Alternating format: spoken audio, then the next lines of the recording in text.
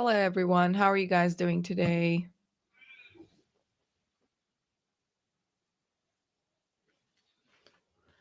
Jav here from Cut and Make Crafts, and it's so wonderful to see everybody here in this summit. And I hope you guys got to check out my project, which I shared with you guys. So, if in my tutorial, I shared how to make the SVG for this card in Affinity Designer. So I hope you guys had a chance to check this out. It's a great project to get started with Affinity Designer. Um, if you are new to SVG designing. So, for those of you who don't know me, I teach SVG designing in Affinity Designer to Cricut crafters. And my presentation is based in Affinity Designer. And right now, if you guys are interested in checking out Affinity Designer, you can get it for 40% off. They have their annual sale going on, so it's just like a one-time purchase of $30, I think. You can also, if you're not interested in purchasing it, you can download the free trial that runs for about 90 days, and you can go and give this super fun and cool card a try, because I've covered a couple of new techniques in this that you might find handy. For example, putting to using all the different shapes and putting things together using different shapes, as well as fonts using different texts. So there are multiple different techniques covered in this tutorial. So, uh, yep, that's pretty much it for this project. So, Colleen is asking, what inspires me? That's a really good question. So, I would say, like, a lot of looking. I think spending a lot of time on Pinterest is very inspiring, because you get to see all those amazing projects, especially with paper crafts. Yeah, I think it's Pinterest is my biggest inspiration, as well as Instagram. Looking at all those other beautiful Cricut projects, it's really inspiring. And when it comes to projects, and it otherwise, like success, looking at other people's success is very inspiring and very motivating. uh, uh, I usually I like to watch success stories or listen to podcasts where people are sharing their wins and stuff. It's like it's kind of like contagious. When you see other people winning, you feel like doing better yourself. So I hope that was helpful. So anyway, talking about the project. So let me know if you guys had a chance to check this out. If you had a look at this design, I mean, look at this project or something. If you have any questions, you can ask me over here right now. If you have any Affinity Designer questions. So I've been working with Affinity for almost like 10 years now, because I started in 2013, 2014. And I've been using Affinity Designer since then in for all my projects. When I started off, I was using Adobe Illustrator, but then they introduced their subscription, and as a student, it was quite high. It was unaffordable for me, so I looked for multiple different software. Uh, I tried a couple of different software before I settled for Affinity Designer, because it was just so professional, and such a small purchase up front. It was very, very affordable. So I bought it and I stuck with it. And here I am. So it has been quite a while, and I just love this software so much. It just gets better and better with time. Like last year, they released a new version around this time, and they added a couple of new amazing features. So it does a lot. You can achieve a lot with this software, and it's very easy as well, especially when you are just starting out. It works really well because it has all those pre-built shapes and all those other features, which makes it a very beginner friendly software as opposed to Adobe Illustrator. For Adobe, I've seen like a couple of like you have to create your own shapes from scratch, but in Affinity you get it pre-made. So next question is, do you like to work with a certain type of paper for a project like this? A great question. So I don't have like specific brand. Like I think this is uh, this is the cardstock that I use that comes with a pack of multicolored papers. And I like to use medium to heavyweight cardstock for all my projects. And and my most favorite are the holographic, like the foil cardstock. That's one of my favorites to work with.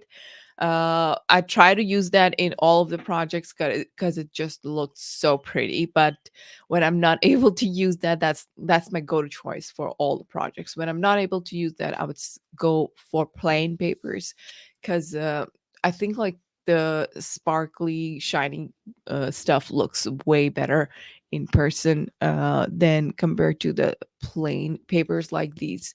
So that's my bigger preference, to go with those metallic uh, foil cardstock. I love working with that.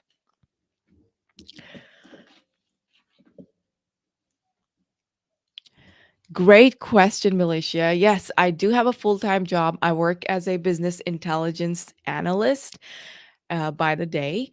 And for the cards, like if you know the techniques, it doesn't take much time.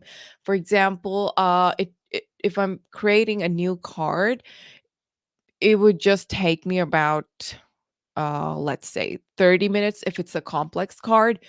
And if it's something that I've been creating, like for a card like this where you build something from scratch, this should take around 15 minutes. If but if it's a complicated technique, then it can take about 30 minutes to 1 hour. And depending, and it goes for all the different types of SVGs out there. Like if it's something new that I'm trying out, I can end up spending like uh 8 to 20 hours on one design. But if it's a repeated design, for example, I created around a set of 12 SVGs for uh, back to school SVGs. And it took me around so for I created multiple different sets, different designs of sets. So it took me around 1 hour to create around 65 SVGs because it was a repeated process. And I was just changing like a couple of things here and there. So it took me around 1 hour to create 65 different SVGs for back to school with all the different pre-K to grade 5 and stuff like that. So it depends on what kind of SVG I'm working on. So let me know if you guys have any other questions. I have a summit coming up in March, March 2024, and it's going to be a party and business with cricket. So we're going to be covering a lot of party decor and how to sell your party decor crafts. A lots of favor boxes, cake toppers, decor items like uh, gift boxes and stuff.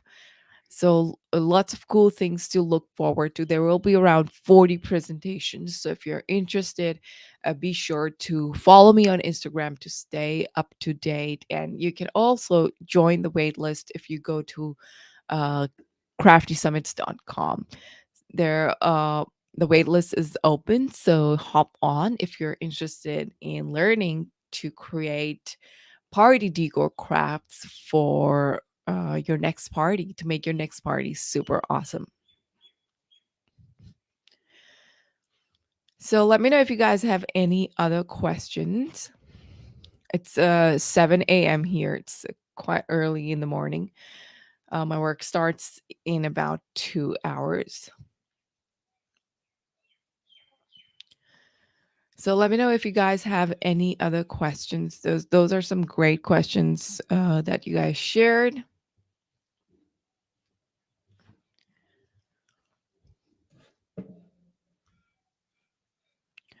What project am I working on right now? So I'm putting together all the tutorials for my summit next year. So I will be personally, I'll be doing around 20 projects for the summit.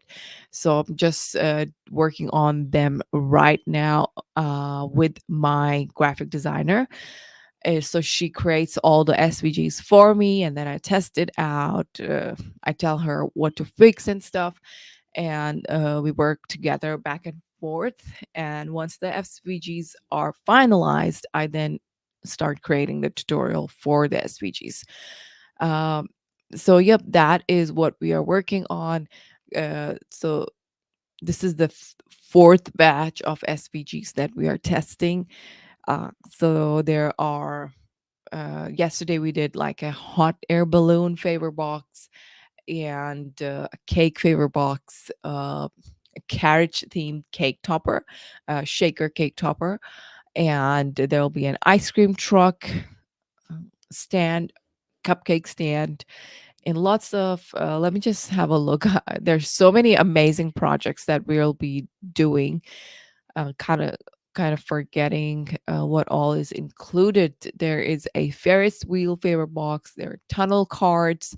So many amazing stuff. I'm so excited for the upcoming event in March. So many amazing new techniques that you can learn. So many projects that you can make with your Cricut for your party.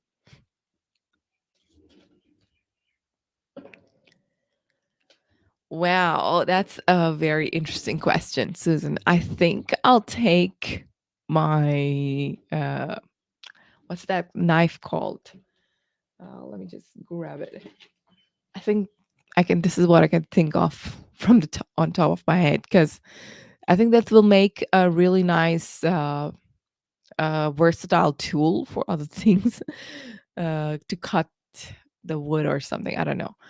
I think I'll just take this. It came to my mind when while I was reading the question. Whoa, hi Lula. Good to see you here. What do you do with all your test products? I sometimes I donate them to charity. If somebody wants to buy from the op shop, like a thrift store, charity thrift store, or other times it just ends up in the dumpster. Nothing much you can do. Freebie do you have photos for? Uh, I'm not sure I quite understand the question.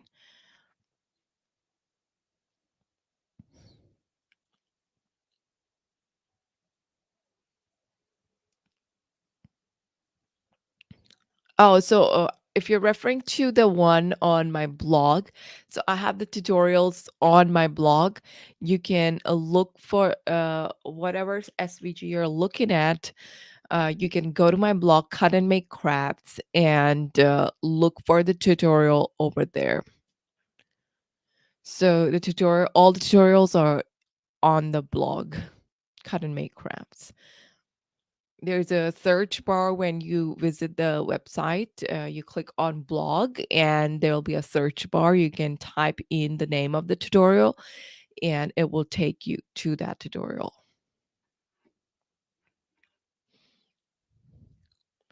So I think we just have 2 or 3 minutes left for this live. I think it was like a 20-minute live. So let me know if you guys have any final questions about Affinity Designer or anything else.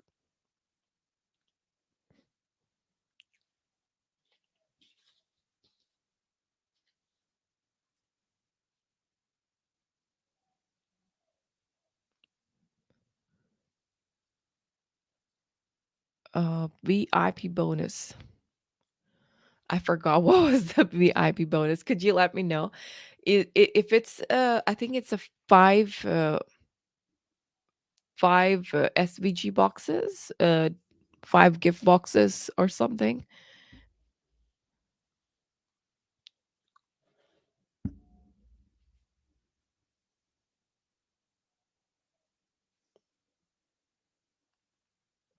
Great question. Card making, no, I love all the different types of paper crafting with Cricut. Yep, all I just love paper crafting with Cricut. So I created a couple of favor boxes and candy dome holders, and mostly I love the 3D layered projects. Those are my favorite. And you can call me Javiria. So all the syllable, they're like I think 4 syllable Javiria, or you can call me Jav. 5 gift box SVGs.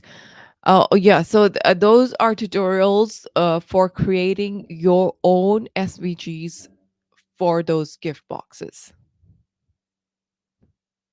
So you learn to design the gift box in Affinity Designer. You learn how to create the design, and then when you create the design in Affinity Designer, you upload it on Design Space, and then you can cut it out.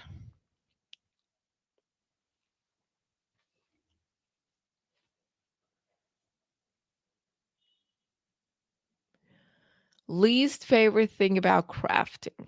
Mm, one would be the mess, the cleaning up. And right now, I am really struggling with glue bottles. Like when you are working using this glue bottle, all of a sudden the glue consistency changes. Like you're trying to work, and the other thing is how hard it is to hold the bottle sometimes. Especially when you are putting together a complex paper craft. So I really am looking for a better alternative to using glue bottles because it is just so hard to continuously keep doing this on your project, and the glue consistency keeps on changing. Sometimes a ton of glue just comes out, so I'm really struggling with this right now. I really wish there was a better alternative. So if somebody has a better tip or something, please tag me in the post, because I even posted this on my Instagram yesterday. I haven't checked if somebody shared an answer because it's really getting annoying by this time. So I would love some tip. Any other questions? So those were some great questions, guys. Can I show the candy dome? Sure, I'll just try to grab it from here. So this is the candy dome holder that I created for my previous summit, which was in September.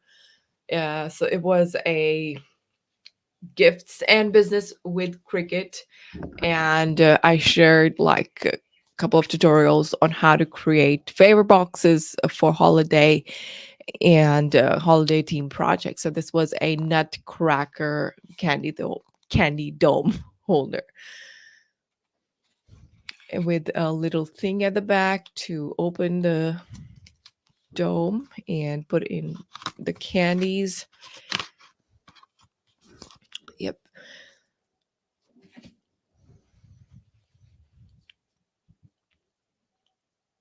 Thank you, everybody, Feel free to follow me at Cut and Make Crafts, and I hope to see you there. Bye bye.